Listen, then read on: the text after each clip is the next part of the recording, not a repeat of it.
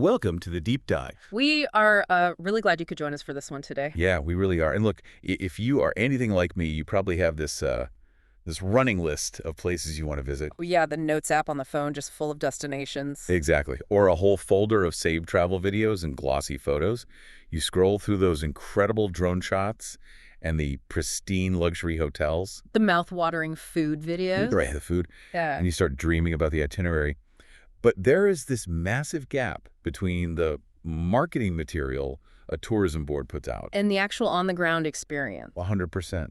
So how do you actually separate that highly polished travel fantasy from the brutal logistical reality of a place? Which is honestly the single most important question for any traveler, at least if you are trying to plan a trip that doesn't end in total frustration. That is the ultimate question we are trying to answer for you today. Because today we are looking at a highly detailed logistics-first travel dossier on Macau. And this features on-the-ground data right up to 2026. Right. This is not a glossy promotional brochure. We are examining an incredibly dense collection of economic data, urban planning analysis, and really gritty street-level logistics. So the mission for this deep dive is to completely deconstruct that massive global marketing hype surrounding Macau. We really want to equip you with the street-level realities. The hidden economic traps. And the genuine, authentic gems of this territory. We are pulling absolutely no punches here. We're going to look at everything from the price of a carton of milk to the really complex psychological tactics used by the mega resorts. Because we are dissecting what is essentially a highly engineered urban ecosystem. Yeah, it's engineered from the ground up. Exactly. We are going to analyze the behavioral psychology built right into the architecture of the casinos. The fascinating shadow economics operating on the local street. And those extreme physical contrasts of the environment. I mean, this goes far beyond just where to eat or what temple to visit. Right. It's about understanding how the city itself is deliberately designed to influence your movement. Your spending habits. And even your perception of reality from the absolute second you step foot inside its borders. It's a complete immersion. Okay, let's unpack this, because the very first thing we need to address is the biggest, most pervasive piece of marketing associated with Macau. The one everyone knows. Right.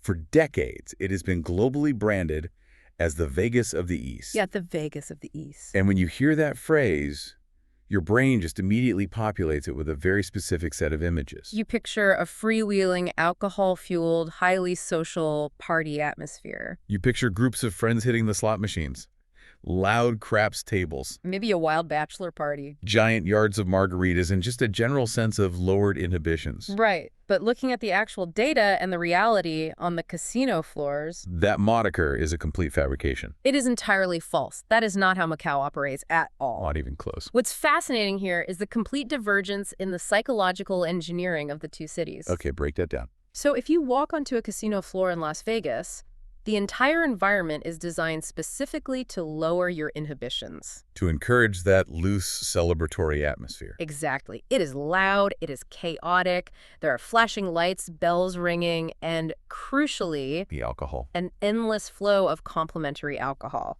The operational goal in Vegas is casual, expended entertainment. The house wants you to lose track of time, Uh, get a little tipsy, and casually part with your money while having this highly social experience with your friends. or even socializing with complete strangers at the table. Right.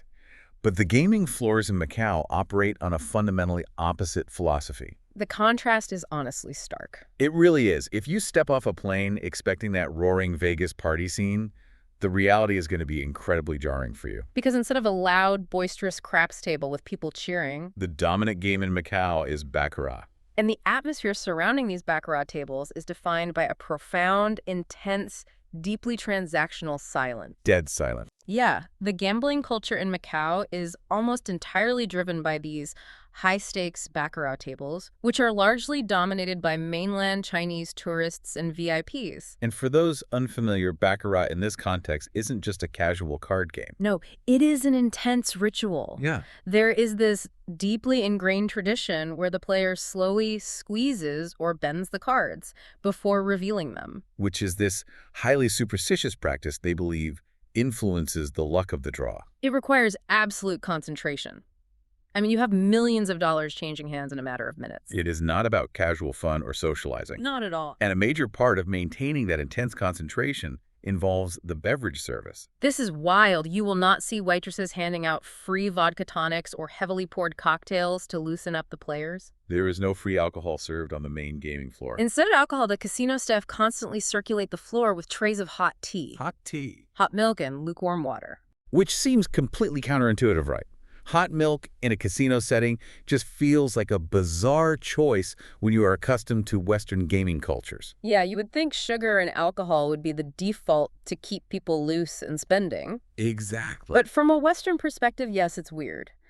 But the underlying psychology of the hot tea and milk is actually brilliant from a revenue standpoint within the specific cultural context. Because the objective in Macau is not to get the gambler drunk and careless. Right. The objective is to keep the gambler hyper alert, highly focused, and physically capable of enduring marathon sessions of incredibly high-stakes betting. The entire focus in Macau is on massive, rapid capital transfer. It is a highly serious, almost clinical environment. So I want you to picture stepping onto a casino floor. You've dropped your bags at the hotel, you head downstairs, and instead of a party, You walk into a space that feels more like a high-stakes financial trading floor right before the closing bell. yes, the only ambient sound is the sharp, repetitive clatter of casino chips and the occasional quiet murmur of the dealers. So if you are planning a trip to Macau, strictly because you want that vibrant, loud, Vegas-style vacation, The data strongly suggests you should reroute your flight you will be sorely disappointed by the reality of the gaming floors. because it is a city of extreme engineered contrasts. And that manipulation becomes apparent the absolute second you arrive. Starting with the physical environment itself. Travelers immediately experience what is essentially a microclimate whiplash. The thermal shock is unavoidable. The oscillation between the exterior and interior temperatures is brutal. Let's look at the exterior conditions during the tropical months, which stretch from late spring well into the autumn. You are dealing with outside temperatures sitting around 35 degrees Celsius. That's 95 degrees Fahrenheit. But it's not a dry heat. No, it is combined with a staggering 100% relative humidity. The air is thick, restrictive, and heavily polluted from the surrounding coastal industrial zones. It literally feels like you are walking through hot soup. You begin sweating the absolute second you step out of a vehicle. But then Then you step through the sliding glass doors of any of the mega resorts, the Venetian, the Galaxy, the Grand Lisboa. and the environment changes violently. These vast interior spaces are aggressively regulated. The HVAC systems in these buildings are industrial marvels. They maintain an Arctic 18 degrees Celsius, At roughly 64 degrees Fahrenheit. with the fan speeds seemingly locked on maximum. So you are looking at a 17 degrees Celsius temperature differential instantly. Right, and this isn't just a minor discomfort where you might feel a slight chill. No, the rapid shift literally induces severe thermal shock. Commonly referred to locally as aircon sickness. The biological impact is very real. I mean, your pores are open from the 95-degree humidity, and suddenly you are blasted with 64-degree synthetic air. It is mandatory that you pack an insulated layer, a down jacket, a thick fleece sweater, or a heavy scarf. Even if you are traveling in the dead of August. Exactly. Because if you attempt to sit through a 2-hour casino stage show or long dining experience in just a t-shirt and shorts, you will experience physical shivering Muscle stiffness. and likely wake up the next day with a severe head cold. And that extreme physical manipulation is paired with a highly engineered sensory masking strategy. Right. When you arrive, the visual reality of the city outside is quite jarring. You have incredibly bright, aggressive neon lights cutting through that thick coastal smog. But the olfactory experience, the actual smell of the city, is where the real environmental engineering happens once you step indoors. When you walk into these mega resorts, you aren't just breathing heavily conditioned cold air. These properties pump distinct, proprietary synthetic floral fragrances directly into their massive HVAC systems. It's a deliberate masking agent. Yeah, it's not just about creating a luxury brand identity through scent. Because despite shifting public health regulations over the years, smoking is still heavily prevalent in Macau. Particularly within the high-roller VIP rooms, which operate under slightly different practical enforcements. So this synthetic floral scent is blasting through the vents at all times to aggressively cover up the pervasive underlying odors of stale cigarette smoke. And it also serves to mask the endless construction dust. Because the territory is in a constant, perpetual state of expansion and renovation. It is all part of a broader strategy of absolute sensory control. which extends to the physical layout of the city itself. Right. The spatial disorientation in Macau is deliberate Travelers routinely underestimate walking distances and transit times. because the digital maps we rely on are highly deceptive in this specific urban environment. The Google Maps illusion is a trap almost every first-time visitor falls into. You pull up your phone, you type in a restaurant or a specific casino attraction, and the app shows you a simple blue line indicating a short 2-block walk. It estimates it will take you maybe 8 minutes. But the reality of Macau's urban design, particularly in the newer Cotai district, is a three-dimensional labyrinth. You aren't just walking down a flat, paved sidewalk parallel to the street. No, in many areas, street-level pedestrian movement is either incredibly dangerous due to the traffic or physically blocked off by massive concrete barricades. So to actually traverse those 2 blocks, you are forced to navigate an exhausting multi-level maze. You might have to enter a windowless casino retail mall, Ride 3 different escalators up to a mezzanine level, cross an elevated air-conditioned footbridge that spans a massive 8-lane highway, and then descend through a sprawling concrete parking garage just to reach the lobby of the adjacent building. It's intense, and as you are navigating this forced detour, you will notice a deliberate total absence of clocks and natural light. Exactly. This spatial and thermal manipulation is designed to deliberately induce severe temporal disorientation within your first 24 hours on the ground. The architectural philosophy is containment. They want you lost inside the complex. They want you to completely lose track of whether it's 2:000 p.m. or 2:00 a.m. Because if you were slightly disoriented physically, comfortable in that 64-degree air and completely surrounded by retail and gaming options, You are exponentially more likely to stay inside the bubble and spend money. rather than attempting to navigate the humid, chaotic streets outside. The physical environment is essentially weaponized to keep you engaged in the local economy. And speaking of the economy, that disorientation extends far beyond just the physical architecture. Right, it bleeds directly into the actual currency you are carrying in your wallet. Which brings us to one of the most surprising economic realities for travelers. The Macanese Pitaka, or MOP, and the ghost currency illusion. The currency dynamics in Macau are a brilliant, if slightly predatory, economic trap for the uninitiated tourist.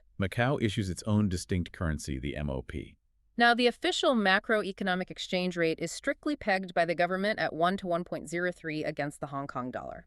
But the reality of daily street-level commerce operates on a completely different set of rules. For a traveler buying a coffee, paying for a taxi, or grabbing a meal, local businesses treat the exchange rate as exactly 1 to 1. And the Hong Kong dollar is a major internationally traded, highly liquid currency. Because of the close geographic and economic ties, the Hong Kong dollar is accepted absolutely everywhere in Macau. Every casino table, every high-end restaurant, every tiny street stall selling noodles will gladly accept your Hong Kong cash. But here is the critical catch. When you hand over your internationally valuable Hong Kong dollars, the change you receive from the merchant is almost universally dispensed in local Macanese pitakas. If we connect this to the bigger picture of how tourists interact with the city, you can see how the trap snaps shut. The Macanese pitaka is functionally worthless outside the immediate borders of Macau. It is a closed currency. You cannot easily exchange MOP internationally. Your bank back home will not accept it. Even currency exchange desks at major international airports outside of Asia will often refuse to convert it. Once you step onto the ferry back to Hong Kong or board your flight out, that MOP is just paper. So by giving you change in MOP at a fabricated 1-to-1 ratio, the local economy essentially forces you into a highly localized spending trap. As your departure time approaches, you realize you have a wallet full of currency that is about to become useless. So what do? You are highly motivated to burn through that cash before you leave. You end up at the ferry terminal buying overpriced boxes of almond cookies you didn't really want. Or upgrading your seat. Or buying generic souvenirs simply to avoid taking worthless currency home. It is a highly effective method of trapping capital within the borders. The friction of trying to exchange MOP back to Hong Kong dollars at the ferry terminal is intentionally high. The exchange spreads are terrible and the lines are long. Most tourists simply surrender and spend it. And while we are analyzing the local economic machinery, we have to examine another fascinating, highly visible element of Macau's financial ecosystem. The pawn shops. Yes, if you walk down the streets of the older Macau Peninsula, particularly the dense avenues surrounding legacy properties like the Grand Lisboa. The visual landscape is completely dominated by brilliantly lit pawn shops. They are everywhere, and the window displays are staggering. We're not talking about dusty shops selling secondhand guitars and old televisions. No, we're talking about pristine rows upon rows of hyper-luxury items. You will see dozens of Rolexes, Patek Philippe's, Audemars Piguet. And massive, solid bars of gold bullion sitting right there behind the glass. To a standard traveler walking past these shops, present a specific illusion. A tourist sees a pawn shop overflowing with luxury watches and naturally assumes this is the ultimate place to score a fantastic, deeply discounted secondhand deal on a high-end timepiece. The logic seems sound right. Gamblers lose their money, they pawn their watches out of desperation, and the shop resells them at a bargain. But this assumption is entirely incorrect. These are not standard retail pawn shops catering to bargain hunters. They operate on a completely different level. They are highly sophisticated shadow banks, Their primary function is to serve as currency bypass mechanisms. heavily utilized by mainland Chinese high rollers who need to circumvent strict capital export controls imposed by the Chinese government. The mechanics of this workaround are fascinating. Because there are strict legal limits on how much physical cash a citizen can take out of mainland China across the border into Macau. Right, so if a high roller wants to gamble with stakes that far exceed those limits, they need a way to access large pools of liquid capital once they arrive. So the player walks into one of these street-level pawn shops. They use a domestic Chinese bank card, which draws from their accounts back home, to purchase an incredibly expensive luxury watch, The transaction is processed as a standard retail purchase of luxury goods. which perfectly bypasses the specific restrictions on cash withdrawals or casino transfers. And here is the crucial step. The buyer doesn't even put the watch on their wrist. No, the moment the transaction clears, they immediately turn around and pawn that exact same watch back to the very same shop. The shop hands them cold, hard, untraceable gambling cash minus a substantial commission fee for facilitating the transaction. And the watch simply goes right back into the brightly lit window. The watch is merely a physical instrument of collateral facilitating a shadow banking transaction. And because of this specific economic function, the advice for the average tourist is clear and absolute. The luxury watches sitting in those windows are deeply compromised for retail buyers. In many cases, they are highly sophisticated superfakes designed to look authentic enough to pass a casual inspection during these rapid transactions. Or, if they are authentic pieces, their price tags are drastically inflated. Because their actual purpose is to serve as high-value collateral, not to be sold at a fair market rate. So unless you happen to be a certified horologist, a professional watchmaker, and you are traveling with a jeweler's loupe in your pocket to physically inspect the internal movement of the watch yourself, Do not, under any circumstances, attempt to buy a luxury timepiece from a street-level pawn shop in Macau. treat these shops exactly for what they are. Fascinating, brilliantly lit architectural curiosities of a highly complex shadow gambling ecosystem. It perfectly illustrates how practically everything in Macau operates on multiple levels. Nothing is exactly what it appears to be on the surface. The entire infrastructure is hyper-engineered for capital extraction. And that engineering dictates the actual physical layout of the territory and strictly defines the types of travelers it attracts. And perhaps more importantly, the types of travelers it deliberately deters. To understand who actually thrives here, we need to break down the physical geography into its primary zones. And then look at the traveler archetypes and the hard 2026 economic data on what things actually cost out of pocket. The territory is small, but the contrast between its three main zones are extreme. First, you have the Macau Peninsula. This is the older northernmost section connected directly to mainland China. It is incredibly dense. The architecture here is a wild, chaotic clash. You will find genuine crumbling historic colonial facades, old Portuguese churches and narrow alleys sitting directly adjacent to brutalist, towering 1990s concrete residential blocks. And legacy casinos. The traffic is aggressive, and it feels like a deeply lived-in, intensely busy Asian city. Then you move south across the massive bridges to the Cotai Strip. Cotai is perhaps the most surreal urban zone on the planet. The name itself is a portmanteau of the two islands. It connects Cologne and Taipa. The critical detail about Cotai is that it is 100% artificial reclaimed land. A few decades ago, it was ocean. It was dredged and built purely for one purpose: to house the sprawling mega resorts. The Venetian, the Londoner, The Parisian Galaxy. The street level in Cotai is entirely hostile to pedestrians. It is fundamentally unwalkable. Movement between these monolithic structures is forced into elevated air-conditioned walkways or vast interior retail corridors. It is a purely synthetic, highly controlled environment. And finally, starkly contrasting with both the peninsula and Cotai, you have Cologne located at the far southern tip. Cologne is commonly referred to as the lungs of Macau. It's characterized by densely wooded hills, actual hiking trails, dark sand beaches like Haxa, and quiet, historic fishing villages. Most notably, there's a strict prohibition on gaming here. There are 0 casinos in Cologne. And then you find historic Portuguese inns, known as pousadas, and a much slower, deeply authentic pace of life. So mapping those 3 distinct zones against the economic data, we can analyze the traveler archetypes. Who visits Macau, and what does it realistically cost them to exist in this environment? Let's start with the bottom tier, the backpacker, or the survivor budget traveler. The data on this tier is genuinely shocking. If you are a backpacker traveling through Southeast Asia, hoping to hop over to Macau and survive on a tight budget of, say, $45 to $75 USD a night. The reality is that this market is functionally extinct. The city's urban planners and tourism authorities have actively and successfully suppressed the low-yield budget market. They simply do not want budget tourists taking up physical space or transit bandwidth.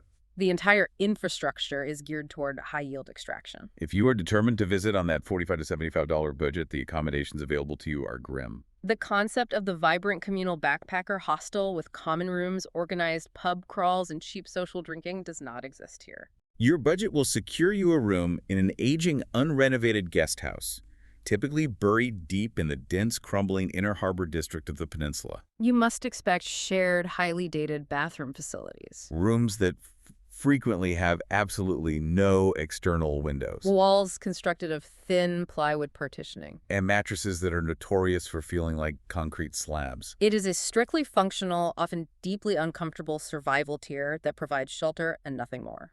But if you move up the economic ladder, you reach the mid-range or the explorer tier. We are looking at a budget of roughly $120 to $210 USD per night for accommodation. This gets you out of the windowless guest houses and into a functional 3-star or perhaps an aging 4-star business hotel. These are typically located in the peripheries of Taipa Village or the NAPE district on the peninsula. The rooms will be reliably clean. The air conditioning will be aggressive, and you will have a private bathroom. But you will not have access to any luxury resort amenities like sprawling pool decks or integrated retail. This is strategically the optimal value zone for travelers whose primary priority is urban exploration rather than lounging at a luxury property. It places you within striking distance of the historical cultural sites on the peninsula and the authentic local food stalls. Without completely draining your travel funds. But then we hit the luxury or the high roller tier. And this is where the economic scale of Macau becomes truly staggering. We are talking about room rates starting at $350 and scaling well over $1,200 USD per night. These are the Cotai Strip mega resorts. Now, you might see a base rate of $350 for a standard luxury suite on a random Tuesday in the middle of the off-season. But the data shows that these prices scale violently. And violently is the accurate term, the moment you look at a weekend, a public holiday, or during a major casino event. The prices instantly triple or quadruple. What you are purchasing at that exorbitant tier is the flawless, frictionless execution of synthetic luxury. You are paying for massive room square footage, extravagant imported marble bathrooms, Access to interconnected, heavily engineered pool complexes. and direct climate-controlled indoor access to high-end global retail shopping. You can spend days in this environment without ever having to step outside into the oppressive humidity or navigate the chaotic reality of the local streets. It perfectly illustrates how the city's infrastructure caters almost exclusively to the absolute top end of the global financial spectrum. To put this into a realistic daily perspective, let's break down the total daily out-of-pocket budget, excluding the cost of your flight. If you are operating in that survivor band, you need to budget at least $80 USD a day. And that means you are eating exclusively at cheap local street stalls, you are relying entirely on walking and exploiting the free casino shuttle bus network for your transportation. And you are strictly limiting yourself to free activities, like walking around the outside of historical sites. In the Explorer band, you are looking at around $190 a day, which allows you to sit down for a few proper Macanese meals, utilize the public bus system, and perhaps pay the entry fees for a few museums or smaller attractions. But if you are in the high roller tier, The ceiling doesn't exist. You are easily dropping $600 to thousands of dollars a day on fine dining, private luxury taxis, and premium tickets for the massive theatrical shows. that extreme economic bifurcation, the gap between the $80 Survivor and the $6,000 VIP, is perhaps most clearly visible and most fascinating to analyze when we look at the culinary landscape of Macau. The food scene here is an incredible living study in extremes. You have deeply historical, fiercely independent local street stalls operating just blocks away from some of the most concentrated, hyper-expensive, world-class fine dining on the planet. The fine dining aspect is where we encounter something truly unique. The data highlights a phenomenon known as the Michelin density anomaly. Macau possesses one of the highest concentrations of Michelin-starred restaurants per square mile anywhere on Earth. We are talking about globally recognized ultra-premium establishments like Robuchon au Dôme or The Eight, located right inside the Grand Lisboa. Now, a meal at these establishments is objectively expensive for the average person. You're easily looking at $100 for a basic lunch to well over $310 USD per person for a tasting menu. But the surprising fact is that this actually represents a massive value. When you compare the quality, the ingredients, and the execution to equivalent 3 Michelin-star dining in London, Paris, New York, or Tokyo, the prices in Macau are shockingly suppressed. The underlying economics behind that pricing anomaly are fascinating to dissect. If a restaurant of that caliber were operating independently in London, it would have to charge twice as much just to break even. The incredible ingredients flown in daily from France or Japan, the vast world-class wine cellars, the immense, highly trained staffing requirements, the overhead is astronomical. But in Macau, these ultra-fine dining establishments are essentially operated as elaborate loss leaders by the mega resorts. The casinos massively subsidize the operational costs of these restaurants on their balance sheets. The true goal of Robuchon au Dôme isn't necessarily to turn a massive standalone profit on the food service. The goal is to create a culinary lure prestigious enough to capture, entertain, and retain the elite casino patrons. It is a wild realization. If you manage to secure a reservation at one of these restaurants, your incredible 3-star meal is effectively being subsidized by the silent baccarat players losing millions of dollars on the gaming floor 50 stories below you. The house absorbs the cost of your truffles and caviar because it's a rounding error compared to the casino draw. But if you step away from the Michelin stars, exit the air-conditioned bubble, and walk down into the local streets, the culinary reality is completely different, deeply rooted in history, and equally fascinating. Let's talk about the actual local food. The absolute undisputed staple of the Macanese streets is the pork chop bun, or chu pa bao. The pork chop bun is a brilliant edible distillation of Macau's complex hybrid history. It is a direct result of the collision between Portuguese baking traditions brought over during colonization and deeply ingrained Cantonese flavor profiles and cooking techniques. The sensory experience of eating a proper local pork chop bun is intense. It is a bone-in pork chop, aggressively marinated, heavily pan-fried until the edges are completely caramelized and crispy.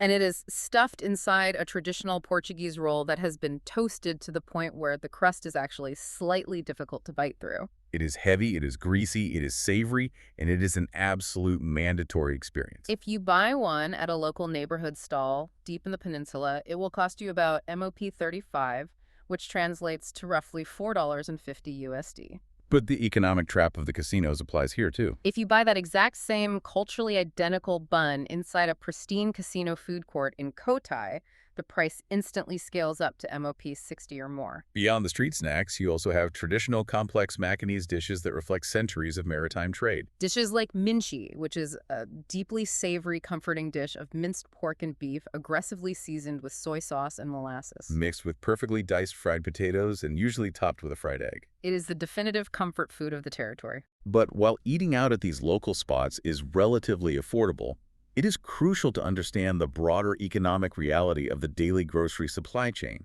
Because Macau is an incredibly dense, heavily urbanized territory with virtually zero agricultural space, it is forced to import 99% of its consumables. They produce almost nothing internally. This means the grocery prices at the local supermarkets are entirely dictated by complex import logistics, shipping fees, and taxation. When you examine the 2026 consumer price data, The daily economics for a local resident or an expat are eye-opening. Because fresh dairy cannot be produced locally, a standard liter of imported Australian milk is going to run you about $3 USD. A basic 12-pack of eggs imported across the border from mainland China is $3.55. But when you look at European imports, the taxation and shipping costs are brutal. A small, standard 200-gram block of everyday cheddar cheese is going to cost you over $8 USD. When you look at those grocery prices, it suddenly makes eating out at the local noodle shops and chantangs incredibly appealing and economically viable by comparison.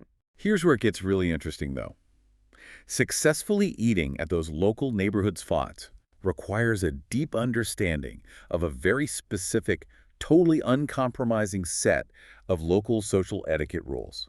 The dining experience on the streets is entirely devoid of the polished, sycophantic customer service you find inside the luxury casinos. If you don't know the rules, the etiquette is going to feel absolutely brutal. The first major hurdle for a Western traveler is the concept of datoi, which directly translates to forced table sharing. If you walk into a busy local diner or noodle shop during the chaotic lunch rush, you absolutely must abandon the expectation of getting a private table. The floor manager will point you to a specific seat, and you will be seated directly across from or right next to complete strangers. And the most important rule of datoi: do not attempt to force conversation with your table mates. Do not ask them where they are from or how their food is. It is not a social invitation. It is a purely functional spatial arrangement designed entirely to maximize seating capacity and turnover in a restaurant with massive rent overhead. You sit down, you order, and you eat your noodles in complete, efficient silence while the person across from you does the same. And before you even take a bite of those noodles, you have to successfully navigate the traditional utensil wash. In authentic Cantonese and Macanese eateries, immediately after you sit down, the server will aggressively drop off a large, empty plastic bowl and a pot of boiling hot tea or water right in the middle of the table. This is a crucial test of cultural awareness. The server is not going to do this for you. It is fully expected that you manually wash and sterilize your own chopsticks, your own dining bowls, your spoons, and your teacups right there at the table. You pour the boiling liquid over the utensils into the plastic bowl. Failing to execute this ritual immediately marks you as an oblivious tourist, and you will likely receive stares from the locals. And once you've washed your utensils and ordered, do not expect the server to come back 10 minutes later to ask, "How is everything tasting?" or to refill your water. The service industry outside the casinos is defined by highly brusque, incredibly rapid efficiency. It is completely devoid of pleasantries. The staff are moving at maximum speed to clear tables. When you have finished eating and you want the check, you don't sit there trying to make polite, quiet eye contact with the server. You have to physically raise your hand aggressively and shout "My dine" across the room to get the bill. If you are passive, you will be ignored indefinitely. A perfect legendary distillation of this stark culinary and cultural reality can be found in the ongoing tale of the two famous egg tart bakeries. The Portuguese egg tart, or pastéis de nata, is arguably Macau's single most famous culinary export. It is a brilliant creation, a flaky, buttery pastry shell filled with a rich egg custard that is scorched and blistered on top. Almost every single travel vlog, guidebook, and Instagram post in the world will tell you to travel all the way down to Lord Stowe's bakery in Colonial Village to get the original and the best. Lord Stowe's is objectively excellent. However, the 2026 logistical data provides a massive reality check regarding the actual experience of going there. Lord Stowe's has become so heavily marketed globally and so deeply embedded in the tour group itineraries that the queue in Colonial Village has become a logistical nightmare. The line stretches down the street, and it now features a literal digital queue clock, similar to what you would see at a theme park, estimating wait times of 45 to 90 minutes. Standing in 95-degree heat with 100% humidity for an hour and a half for a single pastry is an incredibly poor use of travel time. But there is a highly actionable, brilliant alternative. The history here is fantastic. You bypass Cologne entirely and head to Margaret's Café Inata. Margaret was actually Lord Stowe's ex-wife. She holds the exact same foundational recipe, but her cafe is located back up on the peninsula, tucked away in a somewhat gritty, hidden alleyway near the Grand Lisboa. Many locals and frequent travelers argue the tarts at Margaret's are actually superior. The custard is slightly richer, the crust is flakier, and they are almost always served blisteringly hot straight from the oven because the turnover is so fast. And crucially, the wait in that alleyway is usually only about 10 minutes. But there is a massive catch to that 10-minute wait. The service at Margaret's is legendary throughout Asia for its sheer, unadulterated, uncompromising brutality. Picture this. You are standing in this humid, slightly grimy alleyway. The smell of scorched sugar and butter is intoxicating. But the line is moving aggressively fast. The woman operating the register isn't smiling. She is a machine of pure efficiency. You will be barked at in Cantonese. You will be rushed. If you dawdle, or if you take 3 seconds too long trying to pull the exact MOP out of your wallet, she will physically wave you aside, yell at you, and take the money from the person behind you. You must have your exact order memorized and your cash in hand the second you step up to the counter. It is an intense experience for the uninitiated. And yet, in doing that brisk service, surviving the yelling, and standing in that alleyway eating a brilliant, scalding hot egg tart is arguably the most authentic, unfiltered cultural experience one can have in the entire city. It is a genuine, unpolished slice of local life, entirely removed from the manicured, artificial, deeply subservient politeness of the mega resort environments just a few miles away. You go for the world-class pastry, you stay for the verbal abuse. But surviving Margaret's alleyway is just a minor skirmish when it comes to the broader logistical hurdles of this city.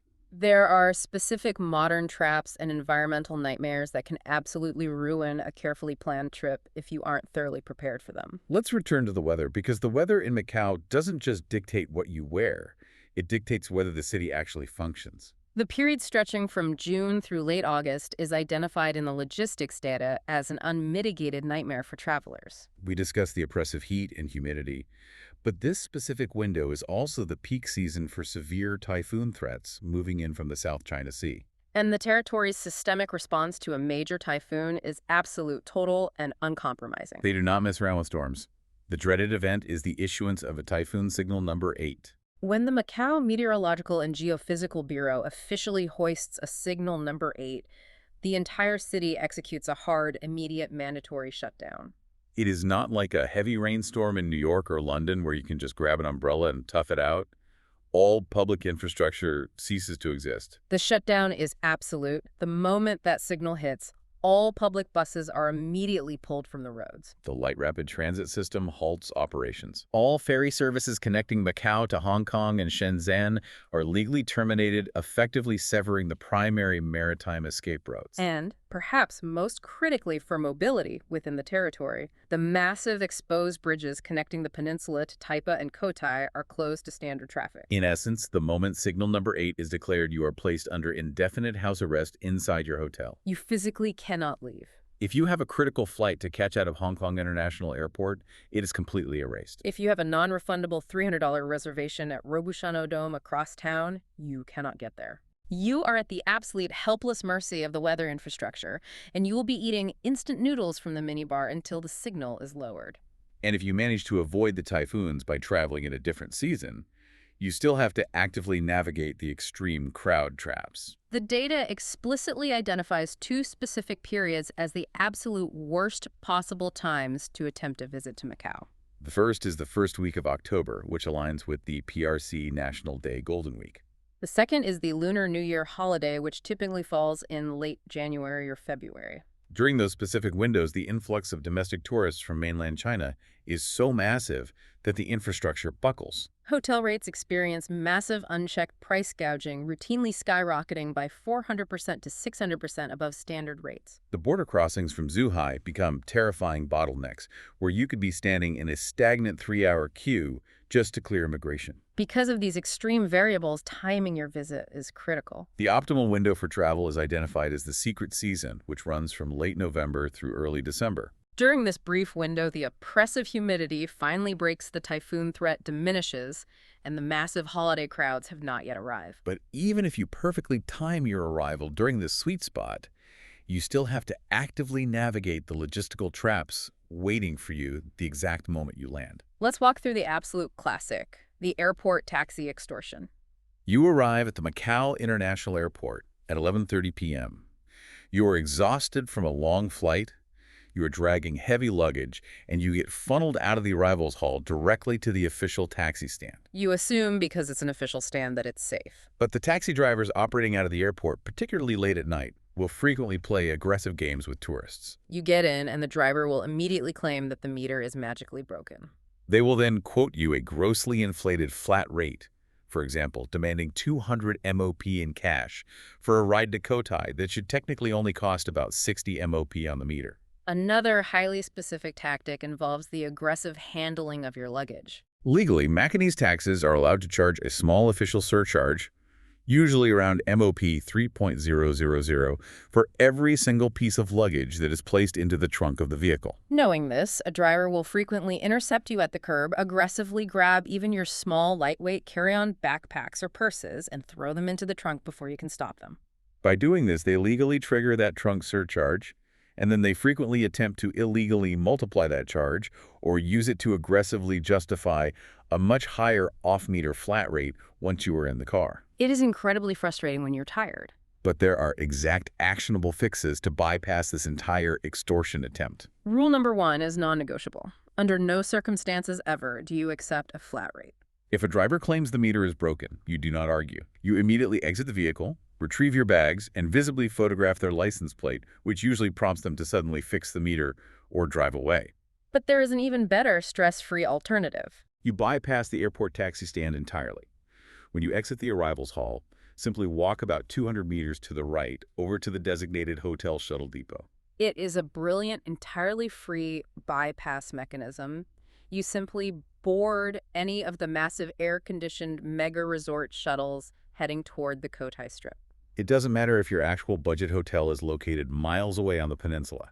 You take the free ride to Cotai. Once you are dropped off at a property like the Venetian or Galaxy, you walk to their official, highly regulated casino taxi rank. At these casino ranks, security guards literally stand there with clipboards recording every single license plate and managing the queue. The presence of that security apparatus practically eliminates the chance of a driver attempting a broken meter scam. You get a safe metered ride to your final destination. It's a genius move. Get yourself to the secure zone first and then navigate. Another modern, highly insidious trap that travelers fall into is purely technological. It involves the one piece of equipment we all rely on constantly when we travel, our smartphones. You are walking around Macau. You are running translation apps. You are constantly checking Google Maps, trying to navigate the overpasses. You're taking hundreds of photos, and your battery is draining incredibly fast. So tourists naturally hunt for the free public USB charging kiosks located in the ferry terminals, the airport, or the older casino lobbies. When you examine the 2026 cybersecurity data for the region, there is a severe explicit warning about utilizing those public charging stations. There is a very high incidence of a cyber attack methodology known as juice jacking. The vulnerability exists because a standard USB cable is designed to transmit both electrical power and data simultaneously. Sophisticated bad actors can physically compromise those public USB ports. When you plug your phone in thinking you're just getting a much-needed battery top-up, the compromised port uses the data pins in your cable to silently install malware directly onto your phone. Or rapidly strip sensitive personal data passwords and banking information from your device without any warning screens appearing. The actionable advice here is strict and non-negotiable. Never ever plug a bare USB cable into a public port in Macau or really anywhere while traveling. You have two secure options. Option 1. Only use standard traditional AC wall power outlets using your own charging brick, which physically cannot transmit data. Option 2. If you absolutely must use a public USB port because you have no other choice, you need to purchase and utilize what the cybersecurity community calls a USB condom. It is a tiny, inexpensive hardware data blocker. You plug it onto the end of your cable before plugging it into the public port. It physically severs the data connection pins, only allowing electrical power to flow through to your battery. Alternatively, just carry a massive, fully charged 20,000 milliamp hour power bank in your bag so you're entirely self-sufficient. It highlights the absolute necessity for constant vigilance. You are traveling through a highly engineered, deeply complex urban environment where very little is provided purely for your convenience without an ulterior motive. Which brings us to perhaps the most fascinating overarching contrast we need to examine.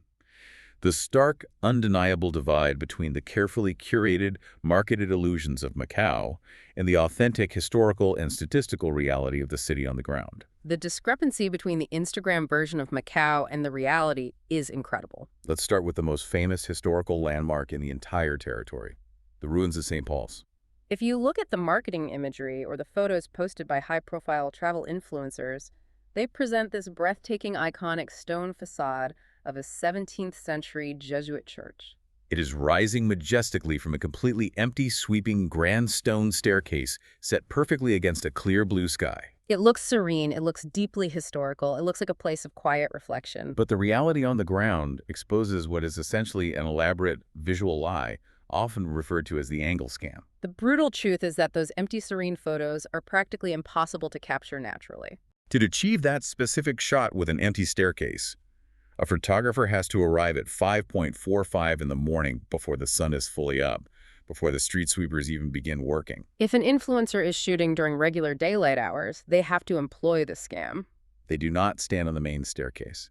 Instead, they position themselves on a tiny, precarious, hidden side staircase near the adjacent Nacha temple. They stand there and they point their camera lens upward at an extreme 75-degree angle. They tilt the camera aggressively upward to completely cut the ground level out of the frame. Because if you actually stand at the bottom of that main staircase during regular operating hours, anytime between 9:00 a.m. and 7:00 p.m., you will not see sweeping stone steps. You will witness what is best described as a terrifying, immovable ocean of human bodies. It is a sea of selfie sticks matching tour group hats and aggressively wielded sun parasols. You literally cannot casually walk up the steps. You are forced to shuffle shoulder to shoulder, trapped in a human herd of thousands of tourists moving at a glacial pace. It is an absolute claustrophobic mosh pit of over-tourism.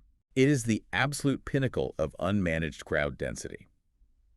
And that exact same clash between marketed illusion and physical reality is overwhelmingly evident inside the mega casinos, most notably at the Venetian Grand Canal shops. The marketing sells you this awe-inspiring, highly romantic, flawless recreation of Venice, Italy, right inside a building. You picture yourself strolling alongside the canals, listening to singing gondoliers, admiring the beautiful Renaissance architecture with a painted twilight sky above you. But when you actually stand there on the faux cobblestone floor, the curtain is violently pulled back. The reality is that you are standing inside an American-style suburban shopping mall that just happens to have a shallow concrete trench running down the center of it. The sensory experience is jarring. The water in this canal doesn't smell like the sea or a natural waterway. It smells distinctly and strongly of industrial pool chlorine and chemical floor cleaner. And that beautiful romantic twilight sky, when you look up, it is very clearly just a painted, flat, acoustical drop ceiling, complete with visible air conditioning vents and sprinkler heads.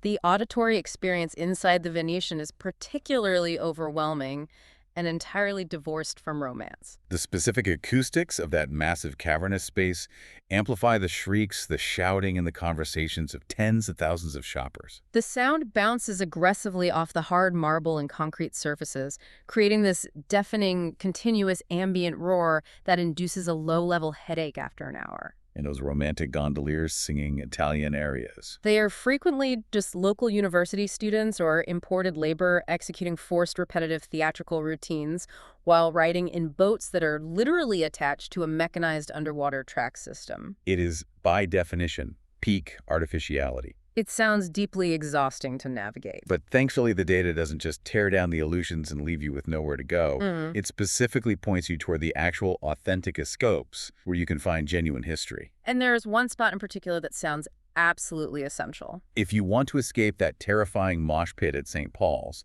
you simply need to take a highly specific 10-minute walk northeast to the St. Lazarus district. The St. Lazarus district is the true, impeccably preserved Mediterranean heart of Asia. It is what people hope to find at St. Paul's, but without the crowds. When you walk into this district, you find genuine 600-year-old Portuguese Calcutta, those beautiful, painstakingly hand-laid black and white cobblestones in the traditional wave patterns. The sloping streets are framed by stunning, perfectly preserved colonial villas, painted in rich, deep ochre mustard yellow and pale green, all heavily shaded by massive, ancient twisting banyan trees. And the most important, almost unbelievable detail about the St. Lazarus district It is completely wonderfully empty. Yeah, because 99% of the tourists never leave the herd at St. Paul's. They never wander the extra 10 minutes up the hill to find this place. There are no tour group flags. There are no synchronized loudspeakers blaring instructions. You can actually sit down on a quiet wrought iron bench, listen to the wind rustle the leaves of the banyan trees, and genuinely feel the weight of 400 years of Luso-Chinese history. It is a profound pocket of absolute silence and authenticity in the middle of a deeply chaotic city. This raises an important question, though, when we talk about solitary travelers wandering away from the crowds to explore quiet, empty alleys in an unfamiliar city. What is the actual statistical safety profile of Macau? Because historically, specifically, throughout the 1990s, leading up to the handover to China, Macau had a massive, terrifying global reputation for violent triad warfare, casino turf wars, and deeply entrenched organized crime. That historical reputation creates what is termed the safety paradox. You hear the phrase global gambling mecca with a history of triad violence, and your brain naturally assumes it must be a dangerous, edgy place with high street crime. But the statistical reality on the ground in 2026 is stunning. Violent crime against tourists in modern Macau is effectively zero. It is non-existent. You can walk through the darkest, narrowest, most crumbling alleys of the inner harbor at 3 a.m. carrying a bag full of expensive camera gear, and you have absolutely zero statistical reason to fear physical assault and a mugging or violent confrontation. The mechanism responsible for this pristine safety record is somewhat dystopian, but its effectiveness is undeniable. The entire territory operates under a dense, inescapable totalizing network of closed-circuit television or CCTV surveillance. Every street corner, every alleyway, every pedestrian overpass, and obviously every square inch of the casino floors is meticulously, constantly monitored. The sheer density and technological integration of these camera networks renders violent street crime statistically negligible because the probability of apprehension is practically 100%. You cannot commit a violent crime and escape the grid.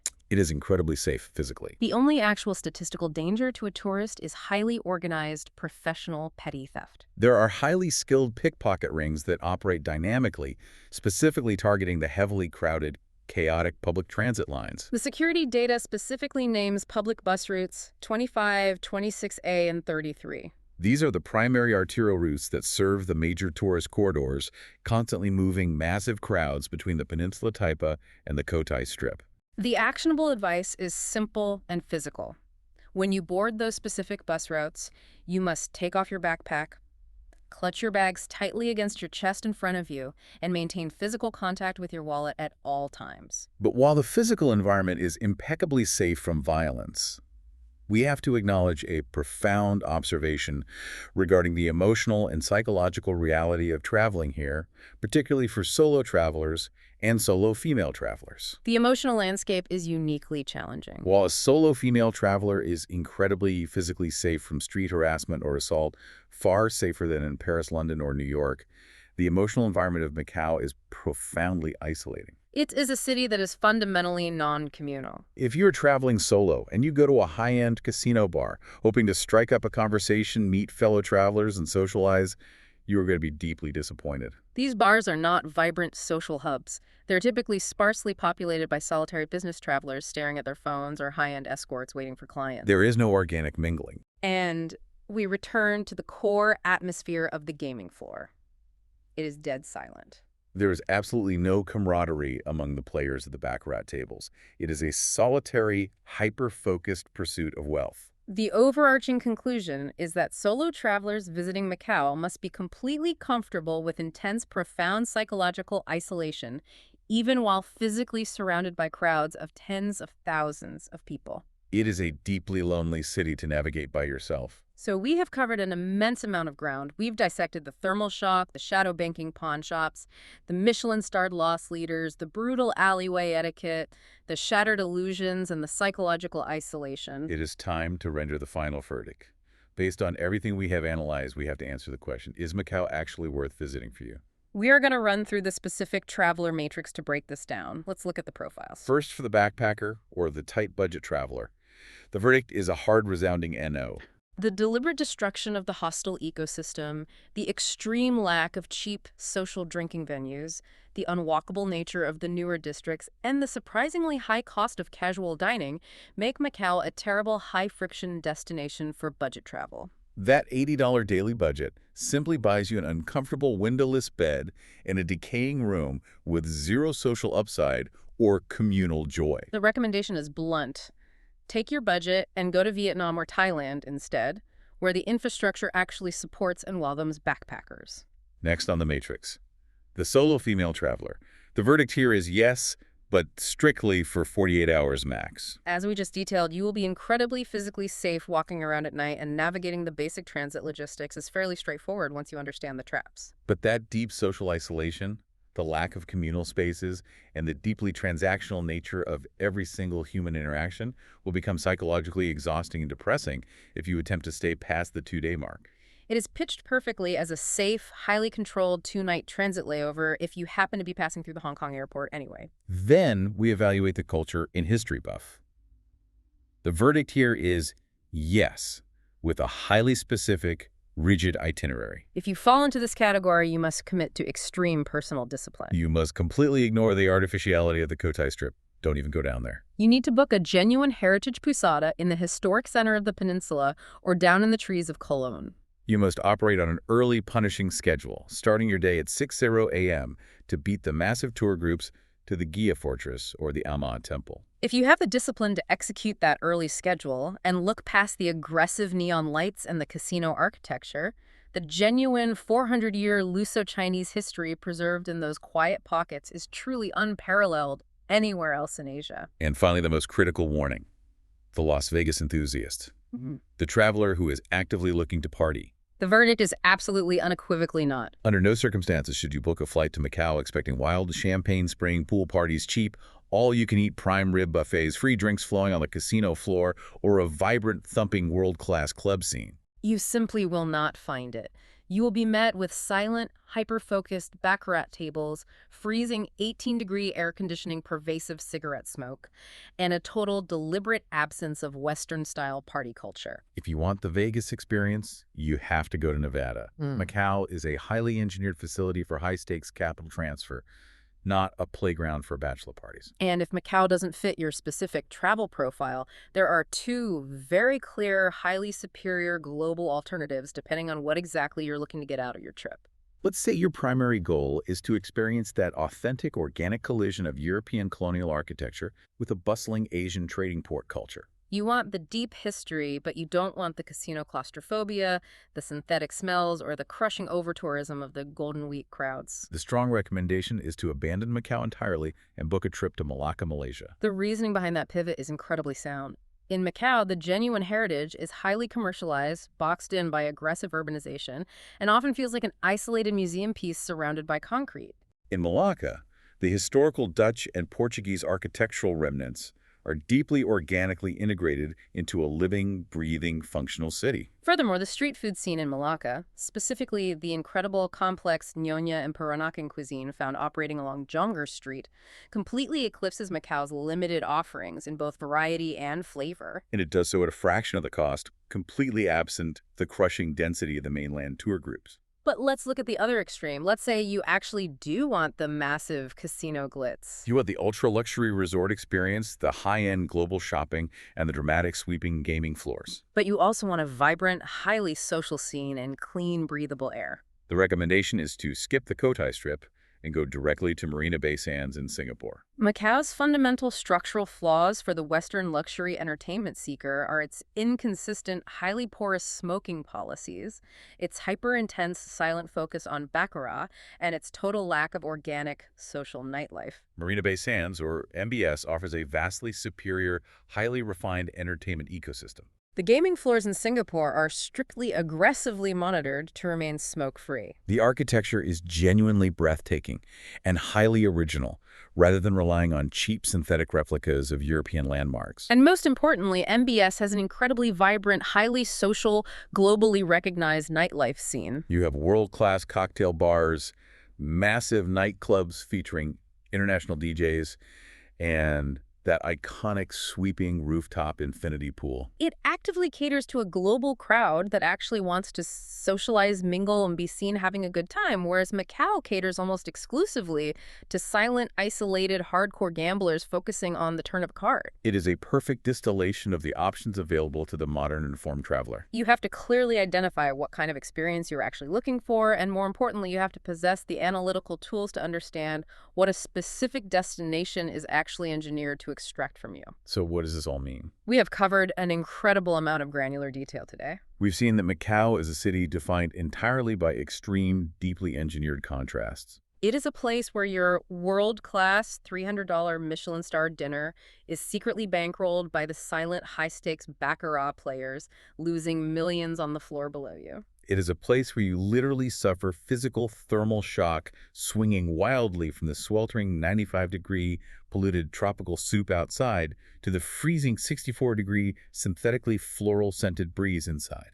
It is a densely packed territory where 400 years of profound, genuine maritime history is violently squeezed between brutalist concrete residential high-rises and purely artificial reclaimed land luxury resorts designed to disorient you. The ultimate takeaway from dissecting this data is that preparation, knowing exactly what to expect before you land, and setting incredibly strict boundaries for yourself are the absolute only ways you can survive and actually enjoy a destination like this. You have to know how to navigate the taxi trunk trap. You have to know to avoid the fake luxury watches in the shadow banks. You have to know to skip the 90-minute line for a pastry and endure the yelling at Margaret's instead. And you have to know how to find those quiet, banyan-shaded alleys on your own terms. As we wrap up this analysis, I want to leave you with a final thought, something to mull over that extends far beyond just practical travel advice or where to eat. Look at the data we've unpacked today about the physical and economic structure of Macau, and consider it as a potential highly visible preview of the future of global urban design.